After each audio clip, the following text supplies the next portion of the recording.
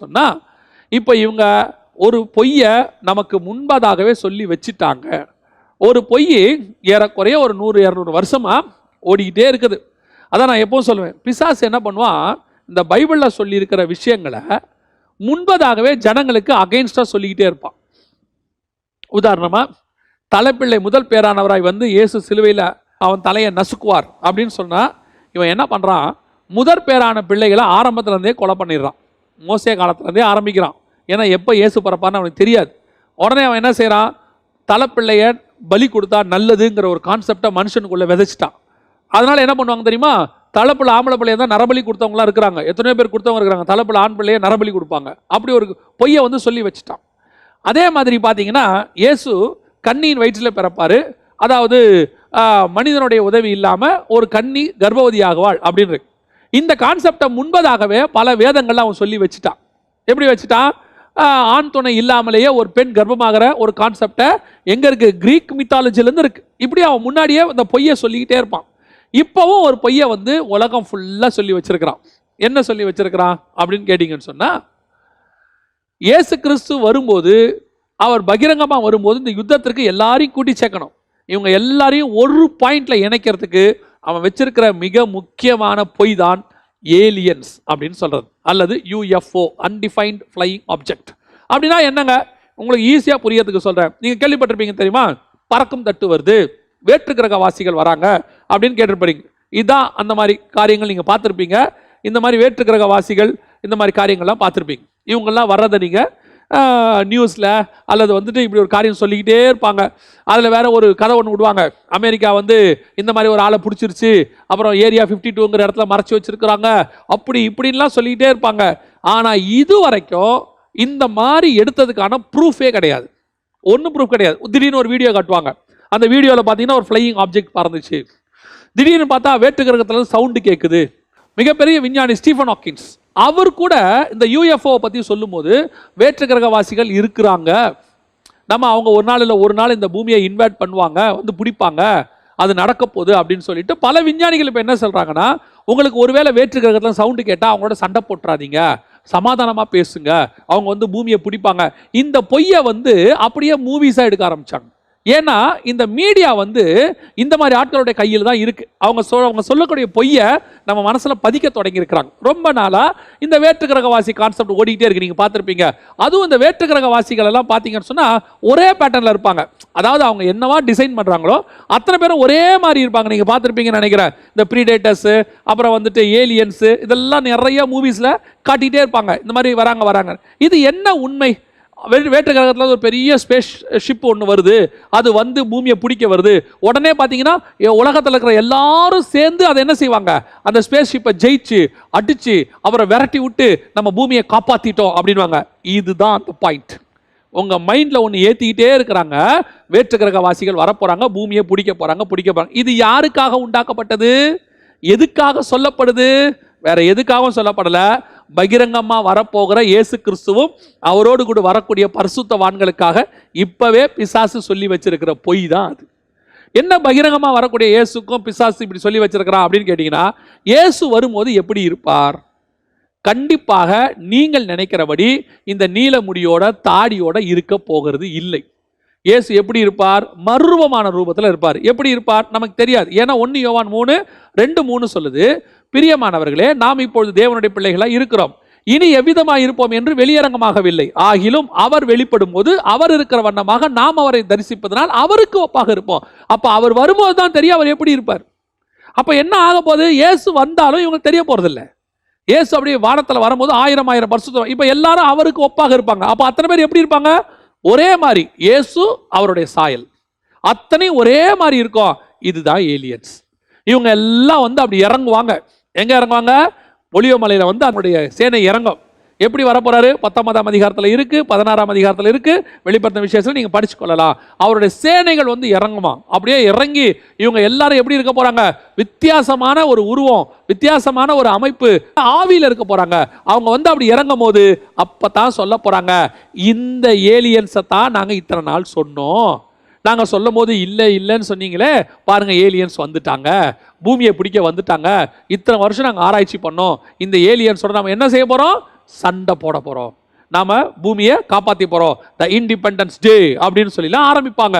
ஆரம்பிச்சு எப்படியாவது இயேசு கிறிஸ்து கையிலிருந்தும் அவங்க பரிசுத்தவான்கள் கையிலிருந்தும் இந்த பூமியை காப்பாற்றணும்னு சொல்லி என்ன செய்ய போறாங்க, அவங்க ஒரு மிகப்பெரிய யுத்தத்தை ஆயத்தம் பண்ணுவாங்க. அதான் இங்க வசனம் சொல்லுது, தேவனுடைய மகா நாளில் நடக்கும் யுத்தத்திற்கு கூட்டி சேர்த்தார். இதுதான் அந்த வாயிலிருந்து புறப்பட போற அசுத்தாவிகள் சொல்ல போற பொய்.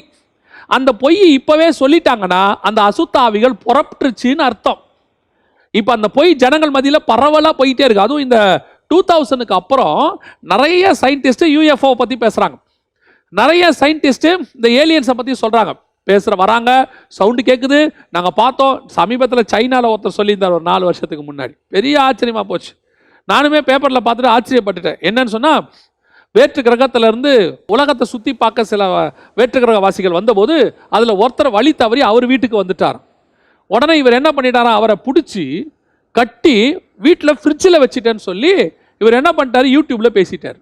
என் வீட்டில் ஏலியன்ஸ் இருக்கிறாங்க, ஒருத்தர் மிஸ் ஆகிட்டாரு, அவர் குட்டி உருவம் 2 அடி கூட இல்லை, அவரை பிடிச்சி என் ஃப்ரிட்ஜுக்குள்ளே வச்சுட்டேன் தப்பிச்சு போகாதபடிக்கு அப்படின்னு போட்ட உடனே சைனீஸ் கவர்மெண்ட் என்ன பண்ணுச்சு, வீட்டை சுற்றி வளைச்சி அவரை உள்ளே போய் பார்த்தா ஃப்ரிட்ஜில் ஏலியன்ஸே இல்லை, வெறும் காய்கறி தான் இருக்குது. என்னன்னு கேட்டால் சும்மா சொன்னேன்னாரு. ஆனால் அதுக்கு அவர் சொன்னதுக்கு முதல் நாள் பயங்கர வைரல் ஆயிடுச்சு. அதான் நம்ம ஆளுங்க எந்த கதை விட்டாலும் வைரல் பண்ணுறதுல இப்போ ஒரு மிக முக்கியமான ஒரு பொறுப்பாக வச்சுட்டு அலையிறோம்ல. எந்த ஒரு விஷயத்தையும் உண்மையாக பொய்யான்னு கூட ஆராயாமல் உடனே நம்ம வைரல் பண்ணுறத ஒரு பெரிய இம்பார்ட்டன்ட் வேலையை வச்சுட்டு உலகம் இன்னைக்கு செய்யுது. இப்போ அதன்படி தான் இந்த பொய் பரவுச்சு. இப்போ இந்த வைரலாக்கிற விஷயத்தை தான் பிசாசு யூஸ் பண்ண போகுது. என்ன யூஸ் பண்ணி இந்த மாதிரி ஒரு ஆட்கள் வராங்க. நல்லா தெரிஞ்சுக்கொள்ளுங்க விசுவாசிகள், நல்லா தெரிஞ்சுக்கொள்ளுங்க, இந்த உலகத்தில் பூமியை ஆண்டவர் உண்டாக்கி அதில் நம்மளை வச்சிருக்கிறார். இதை விட்டாச்சுன்னா வானமண்டலத்தின் பொல்லாத சேனைகள், அதை விட்டாச்சுன்னா பரலோகத்தில் நம்முடைய தேவனும் தூதர்களும், அதையும் விட்டாச்சுன்னா தாழ்ந்த பாதாளத்தில் துன்மார்க்கர்கள், அதையும் விட்டாச்சுன்னா பரதீசில பரிசுத்தவான்கள். இதை தவிர்த்து வேற்று கிரகமோ கிரகவாசிகளோ அப்படி ஒருத்தர் இருக்கிறதாவோ வேதம் நமக்கு சொல்லலை. அதனால நீங்கள் அதை ஏற்றுக்கொள்ள வேண்டிய அவசியமும் இல்லை. இன்னைக்கு நிறைய பேர் இந்த ஒரு கதை, இது எதுக்காக, அர்மகதான் யுத்தத்திற்காக இதை செஞ்சுக்கிட்டு இருக்கிறாங்க. ஆனால் இந்த அசுத்த ஆவிகள் இவங்களை நம்ப வைக்கிறதுக்கு என்ன செய்யுமா, அந்த 14வது வசனம் சொல்லுது, 16-14, அவைகள் அற்புதங்களை செய்கிற பிசாசின் ஆவிகள், அவைகள் பூலோகங்கள் இருக்கிற ராஜாக்களை, இவைகள் என்ன செய்யும், அற்புதங்களை செய்கிற பிசாசின் ஆவிகள். அதுக்கு தான் நாங்கள் திருப்பி திருப்பி சொல்றோம், இந்த கடைசி காலத்தில் பிசாசுகள் அற்புதங்களை செய்ய ஆரம்பிச்சிருக்குது. ஒரு காலத்தில் நாம் அற்புதங்களை செஞ்சுக்கிட்டு இருந்தோம் தேவ பிள்ளைகள், பிசாசுகள் அற்புதங்களை செய்யாமல் இருந்துச்சு. ஆனால் இப்போ பிசாசுகள் அற்புதங்களையும் செய்யுது.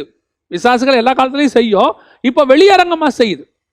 அதான் நான் வேதத்தில் நீங்கள் பார்த்தீங்கன்னா ஒரு காலத்தில் பாகால் தீர்க்கதரிசிகளுக்கும் எலியா தீர்க்கதரிசிக்கும் என்ன வித்தியாசம்னா, வானத்திலிருந்து அக்கினி இறக்குற தேவனே மெய்யான தேவன் சொன்னாங்க.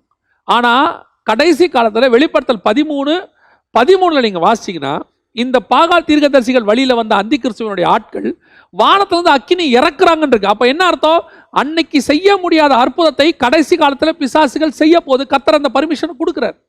அதான் சொல்ல, ஒரு காலத்தில் வெளியே அற்புதங்கள் நடந்துட்டு இருந்துச்சு, இப்போ சபைகளுக்குள்ளே வர தொடங்கி இருக்குது. சபைகளுக்குள்ள மாயையான காரியங்கள், பொய்யான அற்புதங்கள், போலியான மேஜிக் ஷோ நடத்துகிற மாதிரி காரியங்கள் நடத்துறது. எந்த சபை எந்த ஊழியக்காரங்கிறது முக்கியம் இல்லை, நடத்துறது யாருங்கிறது தான் முக்கியம். இன்னைக்கு சபைகளுக்குள்ளே உங்களை ஏமாத்துற காரியங்கள், அற்புதங்கள் நடக்குது. You must be very careful. அற்புத அடையாளம் எதுக்கு தெரியுமா, வசனம் தெளிவா சொல்லுது, வசனத்தை உறுதிப்படுத்துவதுக்கு தான், அதாவது பெர்ஃபார்ம் பண்றதுக்கு இல்லை. இப்ப இயேசு கிறிஸ்து தண்ணீரை திராட்சரசமாய் மாற்றினார். எதற்காக, அந்த தேவை இருந்துச்சு, அவங்களுக்கு தண்ணீர் திராட்சரசம் குறைவுபட்டுச்சு, அதுக்கு பின்னாடி ஒரு ஆவிக்குரிய சத்தியம் இருந்துச்சு, அதனால தண்ணியை திராட்சரசமா மாத்தினாரு. இப்போ சும்மாவே தண்ணி திராட்சரசமா மாறுது. எதுக்காக, ஆராதனையில மாத்தி காட்டுறாங்க. எதுக்காக, டேஸ்ட் பண்ணி பாருங்க. டேஸ்ட் பண்ணி பார்த்தா ஆமா திராட்சரசமா இருக்கு. அதனால் என்ன பிரயோஜனம், யாருக்கு பிரயோஜனம், எந்த கல்யாணத்தை திராட்சரசம் மாறிச்சு, அதனால என்ன பிரயோஜனம் தெரியுமா, அந்த ஊழியக்காரர் பவர்ஃபுல் ஆனவர்னு காட்டுற ஒரு மேஜிக். இதுதான் பிசாசு செய்யற அற்புதம். இந்த மாதிரி பிசாசுகள் கடைசி காலத்தில் அற்புதங்களை செய்யுது, சபைகளுக்குள்ள வந்து செய்யுது. முன்னாடி வெளியே செஞ்சுக்கிட்டு இருந்துச்சு, முன்னாடி கேட்குது இல்லை பேதர்கிட்ட, இதை எனக்கும் கொடு, காசு கொடுக்குறேன், இந்த அற்புதம் நானும் செய்யணும்னு. அன்னைக்கு செய்ய முடியாம இருந்துச்சு, இன்னைக்கு கொஞ்சம் பேர் காசுக்கு வாங்கிக்கிட்டு உள்ள விட்டுட்டாங்க. அதனுடைய விளைவு என்ன, சபைகளுக்குள்ள அற்புதம். அப்படின்னு பொய்யான அற்புதங்கள். அதான் பைபிள் சொல்லுது 2 தெசலோனிக்கேயர் 2:9, பொய்யான அற்புதங்கள் நடக்கும். விசுவாசிகள் தயவு செய்து கடைசி காலத்திலே ஜாக்கிரதையா இருங்கள். உங்களுக்கு தான் சொல்றேன், அற்புத அடையாளங்கள் உங்களுக்கு தேவையானால் உங்கள் வீட்டிலே உங்களுக்கு கர்த்தர் செய்வதற்கு வல்லமையுள்ளவராய் இருக்கிறார். நீங்க முழங்கால் போட்டு ஜெபம் பண்ணுங்க, கர்த்தர் உங்களுக்கு அற்புதத்தை செய்வார், தேவன் செய்வார். இன்னும் நான் ஒருபடி மேல போக சொல்றேன், உங்களை கொண்டு அநேகருக்கு அற்புத அடையாளங்களை கர்த்தர் செய்வார். அதுக்கு தான் கர்த்தர் உங்களை வச்சிருக்கிறார். விசுவாசிக்கிறவர்களால் நடக்கிற அடையாளங்கள் அவனை. இன்னைக்கு அந்த இடத்துல இருக்க வேண்டிய நீங்க அற்புத அடையாளங்களை நம்பாதீங்க. இன்னும் பெரிய பெரிய அற்புதங்கள் நடக்கும். இந்த லாக்டவுனுக்கு பிறகு நான் நம்புறேன், ஒரு கூட்டம் கர்த்தருக்கு எழுப்புதலுக்கு வல்லமையா பயன்படும், ஒரு பக்கம் பிசாசுக்கு ஒரு கூட்டம் பயங்கரமா வல்லமையா பயன்படும். நான் சொல்றது கிறிஸ்தவர்கள்லயே சொல்றேன், சபைகள்லயே சொல்றேன். அந்தி கிறிஸ்துக்கு வேலை செய்யற சபைகள்லாம் பயங்கரமா வர தொடங்க போகுது. இவங்க கடைசி காலத்துல எவனை விழுங்கலாமோ என்று வகை தேடி பிசாசு சுத்தி திரியிறான். ஒரு நாள் உள்ள வர முடியாம இருந்தவன் இன்னைக்கு உள்ள வர தொடங்கிட்டான். ரொம்ப கேர்ஃபுல்லா இருந்து கொள்ளுங்க.